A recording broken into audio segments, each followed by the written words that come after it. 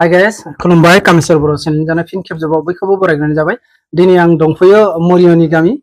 मरियनि गामियाव जोंनि बिनानाव सासे देग्लाय मेट्रिक परिखायाव फार्स्ट डिभिजन लादों।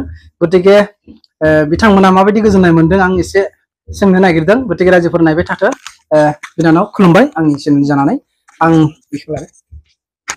बेखौनो सोंनो नागिरदों जे देग्लायथ' फार्स्ट डिभिजन मोनबाय माबायदि गोजोननाय मोनदों आरो फरायनानै मा जानो नागिरदों एसे जोंनि बिबारफोरखौ एसे खिन्थाना होलाय। Given नामखौ खिथाना गावनि नामखौ बुंदो। आंनि मुङा सुलेखा खाख्लारि। आङो मेट्रिक पास जानानै जोबोर मोजां मोनदों। ओमफ्राय बेसेबां मार्क मोनदों बिनानावा? मार्कआ 384।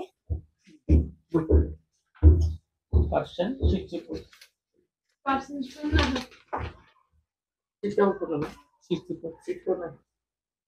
64% लादोंना बिनानावा?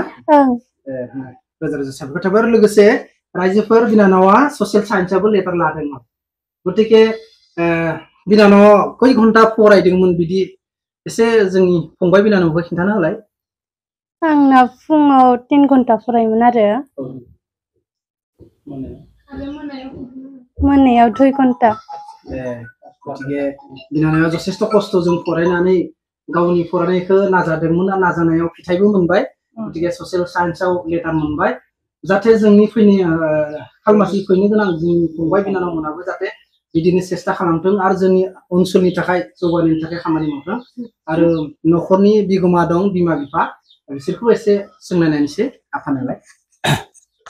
आदायाथ' गावनि फिसाजो आंथ' बेनोसै देग्लाय आं माने आंनि गथ'आ दिनै फिसाजोआ माने देग्लाय माने फाइनाल होदोंमोन। बे समाव आंबो सानायमोन जे आंनि फिसाजोआ जेनेबा फार्स्ट डिभिजनाव थांगोन बेखौबो आंबो मिथियामोन। आं गथ'फोरखौ आं थोनखायो मानो होनब्ला मालायनि गथ'जों आं रुजुनानै बुङो बेसेबां मानसिया माने मार्क लानानै फरायगासिनो फार्स्ट डिभिजन लेटार लानानै बेफोरखौ बुङोमोन आं।